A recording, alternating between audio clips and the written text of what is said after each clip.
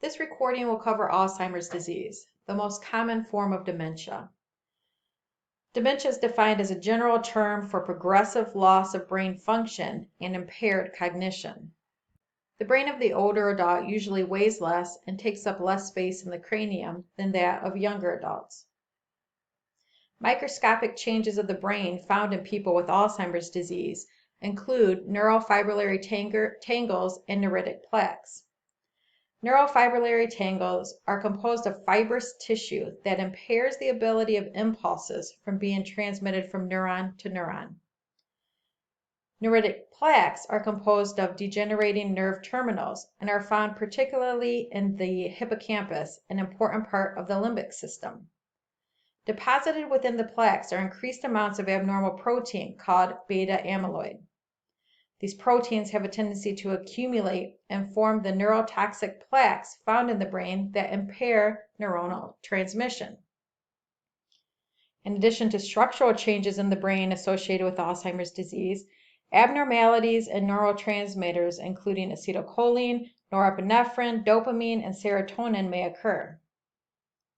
High levels of beta amyloid can reduce the amount of acetyltransferase in the hippocampus, and acetyltransferase is needed for the synthesis of acetylcholine. So the big problems when we're looking here, what is our problem with our patient with Alzheimer's disease? The two key things you need to know are the neurofibrillary tangles and neuritic plaques.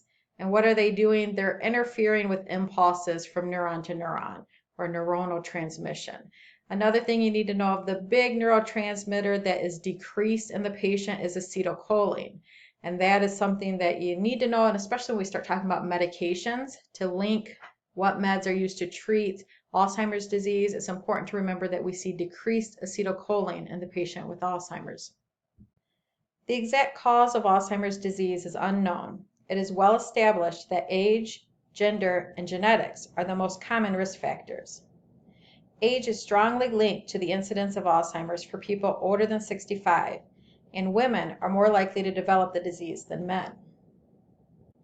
Some patients have a genetic predisposition to Alzheimer's disease, and patients who have experienced traumatic brain injury, such as war veterans or athletes, or repeated head trauma like boxers experience, may be more at risk for Alzheimer's disease at an earlier age than others. There's also a high incidence of Alzheimer's disease in patients who have Down syndrome.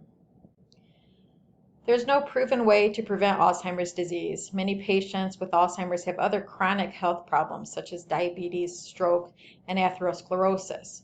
We want to encourage patients to maintain a healthy lifestyle, eat well-balanced diets. Walking, swimming, and other exercise not only increases tone and muscle strength, but also may decrease cognitive decline. In regards to taking a history for the patient with Alzheimer's disease, you may want to include the family depending on the degree of progression of the disease. And sometimes patients also try to downplay what's going on with them because they don't want to get that diagnosis. So sometimes family members are definitely needed to give an accurate description of what's going on with the patient. We want to know especially the onset, duration, progression, and course of the symptoms. We want to ask about how the patient's handling their ADLs, if they're having problems with driving, managing their finances, any problems with language or communication skills. Interesting to see an altered sense of smell is an early symptom of Alzheimer's. And then also going on, any history of traumatic brain injury, family history of Alzheimer's, or does the patient have Down syndrome? The four main things that we're going to be assessing in the patient with Alzheimer's disease include change of cognition, change in behavior and personality, change in self-care, and then we're also going to complete a psychosocial assessment. Cognition is the complex integration of mental processes and intellectual function for the purpose of reasoning, learning, and memory. Therefore, assess the patient for deficits in the following abilities: attention and concentration, judgment and perception, learning and memory, communication and language, and speed of information processing. One of the first signs and symptoms of Alzheimer's disease is short-term memory impairment. New memory and defects in information retrieval result from dysfunction in the hippocampal, frontal, and parietal region. You want to be familiar with the issues with communication, the medical terminologies that we see in this population. So apraxia, aphasia, anomia, agnosia. Patients with Alzheimer's have problems with judgment, inability to make decisions, decreased attention span, and decreased ability to concentrate due to frontal lobe impairment. One of the hardest things for the family members to go through is when the patient with Alzheimer's starts having changes in behavior and personality. They're just no longer the patient or the person that the family once knew. Assess the patient for aggressiveness, especially verbal and physical abusive tendencies, rapid mood swings, sundowning, which is increased confusion at night or when light is not adequate, or an excessively fatigued patient. You might notice the patient rummaging through belongings that aren't theirs, exhibiting paranoia, delusions, hallucinations, and depression.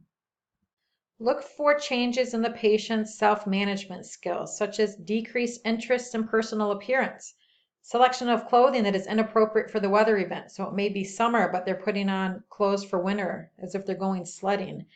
Loss of bowel and bladder control, decreased appetite or ability to eat, often due to forgetting exactly how to chew food and swallow in late dementia. Over time, the patient becomes less mobile and complications of impairment develop. These potential complications include pressure ulcers, osteoporosis, constipation, muscle atrophy. None of these should be new to you. You should associate these with decreased mobility, pneumonia, DVTs, and also kidney stones. In terms of psychosocial assessment, in the early stage, patients often recognize that they're experiencing memory or cognitive changes, and they may attempt to hide their problems. They may experience a grieving process, depression. Traumatic relocation syndrome is something you should be familiar with.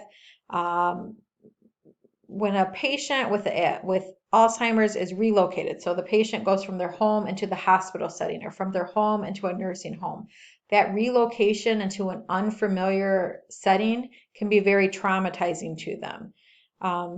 So that term is traumatic relocation syndrome. And the patient may overreact, become aggressive or abusive, and really have a hard time dealing with the relocation. As the disease progresses, the patient may exhibit emotions in nonverbal manners such as hitting, yelling, and agitation. The patient may also experience delusions and hallucinations. There are different tests that can be done to monitor the patient's cognitive ability, and they can be repeated over time to detect any changes. One is known as the mini mental state examination, and it assesses 5 major areas: orientation, registration, attention, and calculation. The SET test is a quick test, and it can be used for patients who cannot read or for a quick screening. The patient is asked to name 10 items in each of 4 sets or categories, usually fruits, animals, colors, or towns. The clock drawing test is another test that can be used for the Alzheimer's patient. And you can see here with the clock drawing test, it can just be administered, and as Alzheimer's and dementia progresses, the ability of the patient to draw a clock gets worse. Another tool used to assess dementia would be the brief interview for mental status, and that is used in long-term care settings. There are no lab tests that allow for the diagnosis or confirmation of Alzheimer's disease. The most accurate way for diagnosis is post-mortem brain tissue exam, so after the patient is deceased. Genetic testing can be done to see if there's any genetic factors that come into play related to Alzheimer's disease. Also, amyloid beta protein precursor can be measured. A decrease in cerebrospinal fluid supports diagnosis because the amyloid tends to deposit in the brain.